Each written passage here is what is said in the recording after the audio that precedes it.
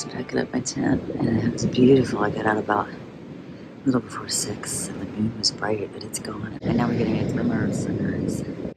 Good morning. It is 10 after 7 and I'm actually out of camp and ready to roll about 20 minutes early. So I've got some bonus time this morning, which is pretty awesome. I'm doing the road walk back. It's about 8 miles, the same thing that we came up yesterday when the trail was closed on the other side. But I had to say goodbye to Eric and Mohammed because they were heading on the other direction. They've got all day. They're taking a late ferry, but my ferry's at 11:45. So I need to get hiking and get back into town in order to catch that. And my trip will be over, sadly, but it's been absolutely beautiful. You can see behind me how glorious this campground is. And the views are amazing. The trail, of course, has been wet and muddy, but that's okay. It's just the season. This is January and rain happens. They need rain on the island, of course. I had a great time. So if you want to learn more about hiking the Trans Catalina Trail, I'm going to put a very detailed blog post on my website at joyfulrambler.com, and you can read that and get all the information. And if you have any questions, of course, drop them in the comments. I'd love to hear from you.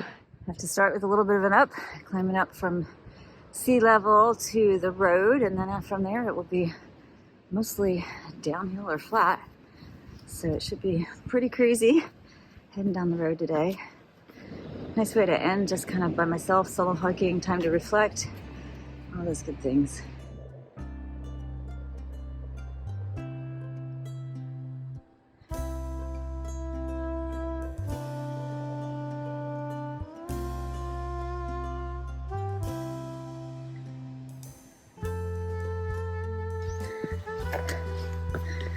It is so quiet and peaceful here this morning.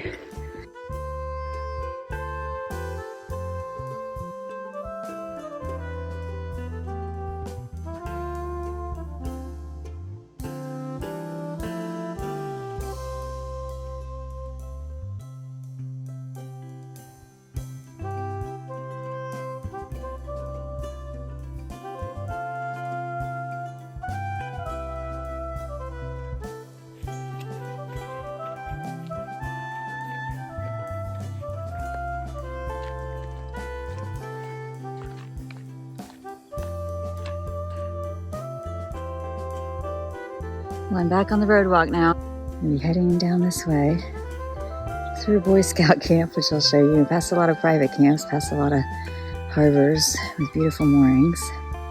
And then I'll be hitting 2 harbors.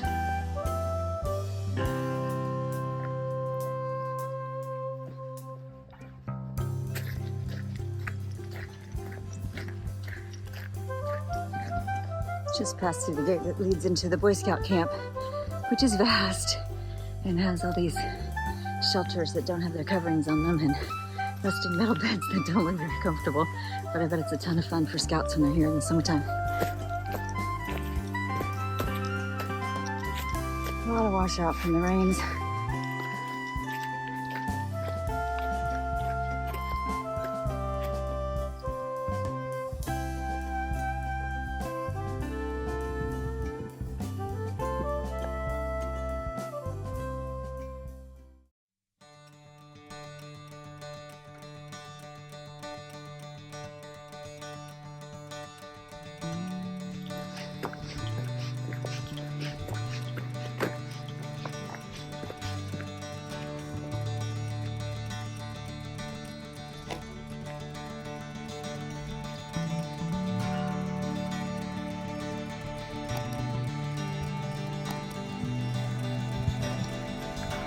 I spy a bench with a view. It's the first one I've come to, so I'm gonna take a quick break, drink some water, shed a layer, and then keep moving.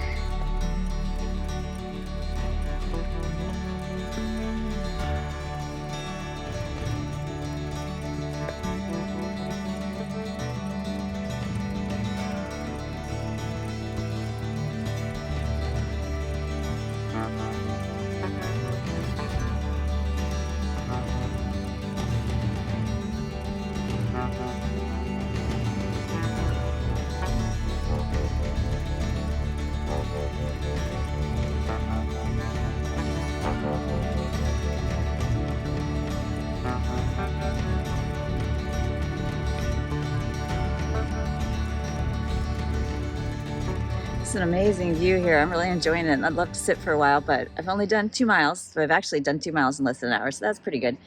And I've got 5.7 to go into Two Harbors, so I'm gonna keep on hiking and just enjoying all the views along this road as I go. It's just really pretty with the sun coming up. You can see behind me, just sparkling on the water, and it's making for a really, really good last day on the trail. This road walk is half of a loop from Two Harbors, so it kind of encircles the top end, or I believe it's the west end of the island. I'll put a note in there if I'm incorrect of which direction. But anyway, it's trail, like real single track trail with a lot of climbing on the other side. And that's why they close it when it rains, because it gets super muddy. And not only is that bad for the trail for folks to be walking on it, it's also potentially dangerous. So that's why we couldn't hike it yesterday and came up this road. And now we're going back down. But the trail is actually, I think, 6.2 miles. And the road is about 8, so it is a little bit longer to go this route. But again, just following the advice of the rangers and being good hikers. This road is really beautiful because it just kind of winds in and out, which I think is what makes it a little bit longer. Just follows the coastline along, and you get just incredible views at every turn. Several little private camps along this road, but they look beautiful. It'd be a lot of fun. Or actually, this might be a church camp. It looks a bit like a church camp, but I'm not sure.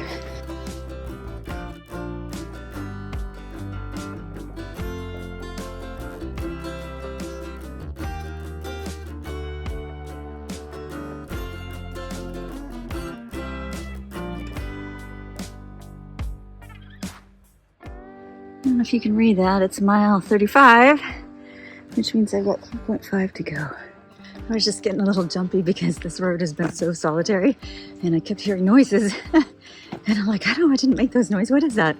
No buffalo around. I mean, there could be, but there weren't. And then a little bit after the last noise that made me jump, a guy came around the bend and said, hey, I want to let you know I'm running. And went jogging by. And he said that he has surprised buffalo before. So he tries to make sure that people know he's coming. So I appreciated that a lot.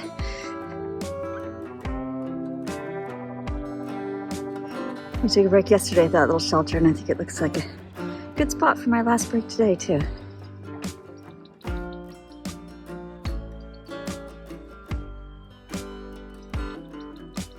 I see Two Harbors in the distance over there. The walking distance is 3 miles. Interesting, and you can see here how far you go away from the shoreline and then back, which is what makes this road a little longer. I was hoping I'd see some whales or some seals on this trip, and I don't see them, but I can hear some seals over there barking. Maybe when I get closer, I'll be lucky. I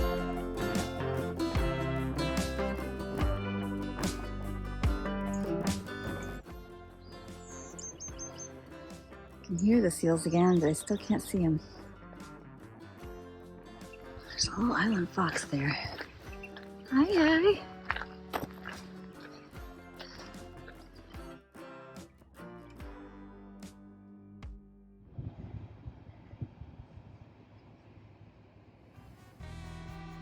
Decided the seals that I can hear but not see must be out there on that island.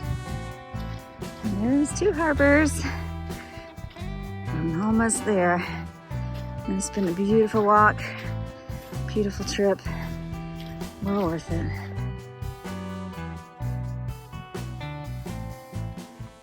I made great time getting back to Two Harbors, covering the 8 miles in 3 hours. That gave me a chance to get a snack at the general store and just relax and dry out my gear and clean up a little bit before I hopped on the ferry back to San Pedro and my overnight stay in Long Beach before my flight home.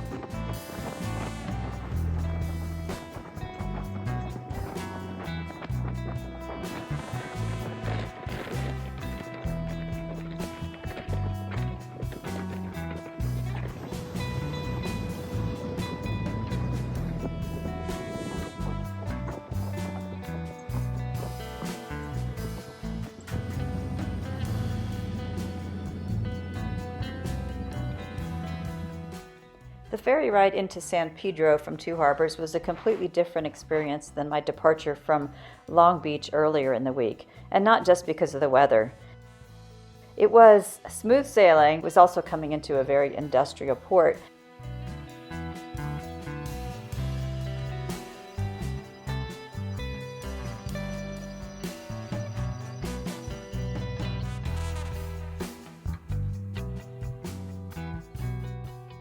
And I really enjoyed just watching the shipping containers being unloaded and seeing the other vessels that were coming in and out of the port.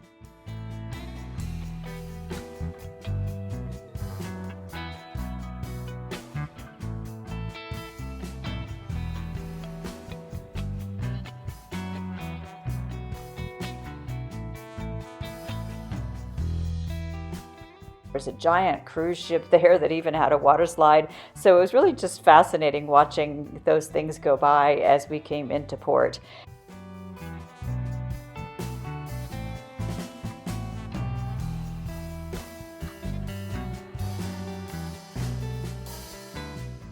I was fortunate enough to get into town by mid-afternoon so I could get to my hotel and get a shower and find a great local Mexican restaurant where I enjoyed the margarita and the meal that I had missed on Monday when I arrived in Avalon. So it was really nice to be able to spend a night in town and just really get cleaned up, reorganize my gear, get packed and ready to go home rather than going straight from the island to the airport.